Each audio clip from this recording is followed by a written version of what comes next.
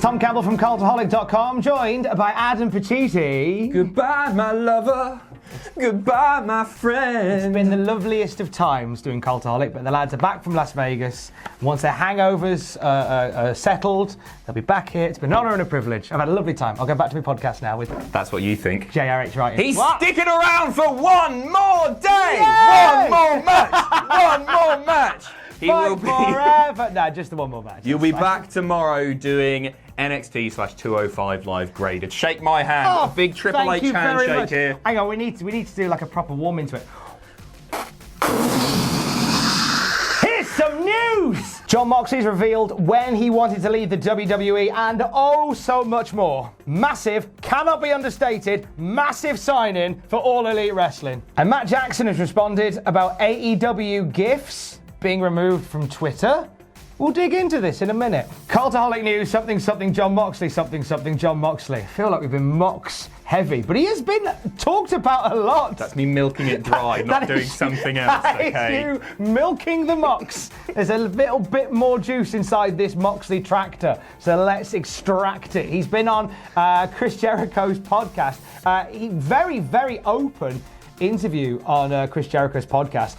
When you compare it to, do you remember when he was on Steve Austin's podcast? Mm-hmm. When he was just like, just don't want to be here, mate. Yeah. This is the polar opposite of that. It was a depressing listen, you know. The Steve Austin one? No, the Jericho one, because obviously there's a bit of a happy ending here, because now we know that, well, hopefully he's going to be creatively satisfied. But there was a lot that he's talking about. We're going to go down some of the bullet points, some of the biggest highlights now. Some of the takeaways from that podcast. Jon Moxley says that he knew he wanted to leave the WWE back in July 2018, like nearly a year ago, while he was out with an injury. He was pretty much done with it then. He refused to read a scripted promo because he believed it was idiotic. Vince believed it was great. Standard He's just confirming the things that we hear all the time. This is... on the podcast, he talks about promos that he read whilst he was feuding with Seth Rollins late last year and early into this year. Talked about how they made no sense, how he tried to rewrite them and it just frustrated him. He wasn't allowed to rewrite them, right? No, they were very much against him trying to, and he just kept hitting brick walls. It was a weird thing because his character motivations seemed to be changing every single week. I remember there was a promo in a doctor's office where he was getting shots and then he was afraid of germs, and every week it was a different character. They completely flubbed his heel turn. We all know that. Could have been brilliant, it wasn't. And, you know, it reaffirms what we already know, I guess. He got into loggerheads with Vince McMahon about discussing Roman Reigns' cancer on TV. This is interesting because it was reported back then that everybody involved in that was more than comfortable with it. Roman as well, but it was believed that both Seth and Dean were totally cool with it. So that's really interesting to hear. No, because he's now saying that he thought they were distasteful. Vince tried to talk him into making more of them, and Dean just fought with him vociferously against doing so. He said he was excited to return to wrestling while he was injured, but not to return to the WWE. And if there had been anything other than WWE, he would have left sooner. If there hadn't been another promotion in the world, yeah, he would have just still gone and worked in a chip shop or something. He'd have just gone and done anything else. Wow. On a slightly different note, Tony Khan, apparently, who runs All Elite Wrestling, is the exact opposite of Vince.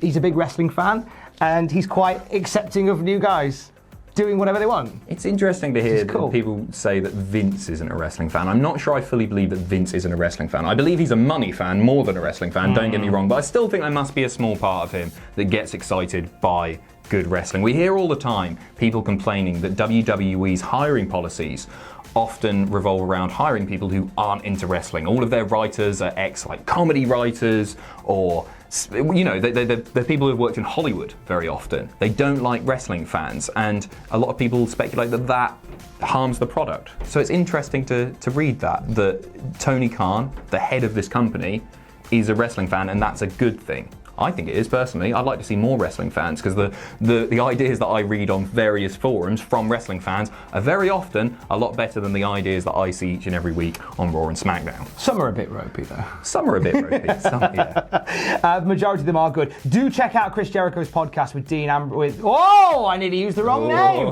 Do check out Chris Irvine's podcast with Dean Ambrose. It's an incredible listen, really eye-opening, and as Adam said at the beginning, beginning. Quite sad at points, but you know what? Filled with optimism because Jon Moxley is adamant that he now wants to be the best version of himself, and you see a lot of promise at the end of that show. Spend some time, put it in your ears and have a listen. You'll like it. Biggest signing in the history of All Elite Wrestling. Oh my days, You're really excited by this, This aren't is you? amazing! He was great as well. He was really good at Double or Nothing. And he's going to be even better going forward. Say the name. What is Luchasaurus doing in the Impact Zone, Maggle? Luchasaurus is hashtag All Elite, baby. Happy about that. So excited. We're finally getting JBL. I know, right? Jungle Boy Luchasaurus. The best tag team in the world. I can't wait. The best JBL is that JBL. Yeah, the only JBL as far as I'm... An incredible story from Luchasaurus. In 2012, he signed a developmental contract with the WWE. He was sent for training in Florida. He was given the ring name Judas Devlin. I've forgotten about this. I remember Judas Devlin. I didn't realise it was that funky man under the mask. Same guy. And he was a former tag team partner of Corey Graves. Made a grave mistake letting him go because he went away to Lucha Underground, made a massive name for himself under the name Vibora. Big fan of his work in Lucha Underground, and now the journey. Like some of the highlights from Lucha Underground. His character was killed off. And this is why I love Lucha Underground. He was decapitated. By Johnny Impact. Johnny Mundo at that time, I guess. He was... I miss Lucha Underground. I love Lucha Underground so much. But he's okay because his head came back and he hit the Indies, and now he's part of All Elite. He was in Big Brother as well. He was, the 17th season of Big Brother. Didn't lose his head in that, just lost a lot of dignity.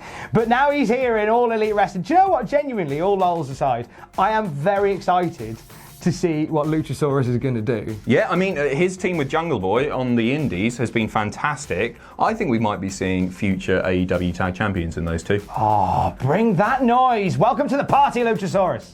Gifts, GIFs, whatever you call them. It's GIFs. I'm going to shut this down now. The original creator of the GIF says it's GIF.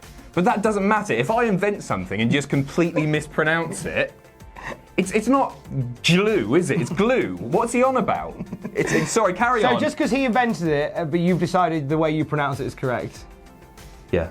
Okay. Graphic Interchange Format, right? It's an acronym. It's obviously GIF. It's GIF. We here at Cultaholic approve of the use of GIFs or GIFs. However, All Elite Wrestling might not. Well... interesting. Matt Jackson's been on this one.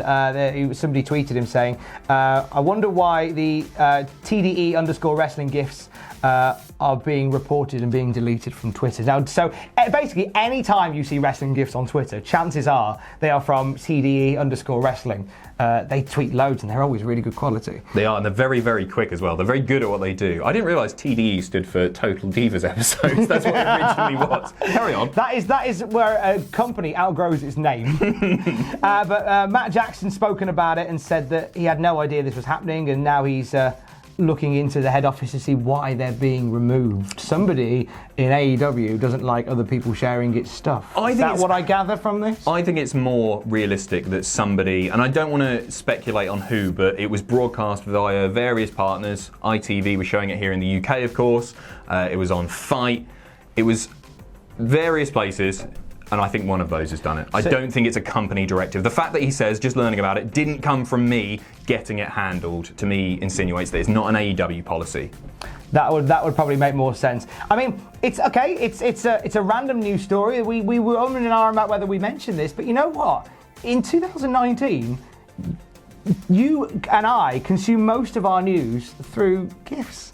And short tweets like that. We genuinely do. Most of the stuff that we consume is we'll watch, like how many times have you watched an episode of Monday Night Raw, not by watching 3 hours of Raw, but just by watching the GIFs that appear on the WWE Twitter? You get the highlights. No, totally. And you're right, people digest things in very different ways now. So I understand why companies may want to be protected over the media which they own being shared in unauthorized ways, I guess. Progress have a really interesting policy, which is don't show the match's ends and limit it to 3 GIFs per match, which I think is a completely reasonable way of doing it, because people will still want to see the matches. They've seen some of the highlights, but they don't know maybe the result, they don't know other key spots in the match. That, to me, is promotion rather than spoilers. And I think that's a realistic and reasonable way of doing things, and hopefully that Well, we'll see. WWE have taken stuff down in the past, but they haven't done so for a while, so it'd be interesting to see where this leads, I think. Next time on Cultaholic GIF News, the SpongeBob Rainbow GIF. What is its purpose? Who made it? And is it here for our souls? Find out next week. Thanks for watching. Let us know what you think in the comments down below. You can follow us on Twitter at Cultaholic. You can find us on Facebook at facebook.com/Cultaholic. If you enjoy what we do here at Cultaholic, you can pledge to us on Patreon. That's patreon.com/Cultaholic. And most importantly, don't forget to hit subscribe and join us.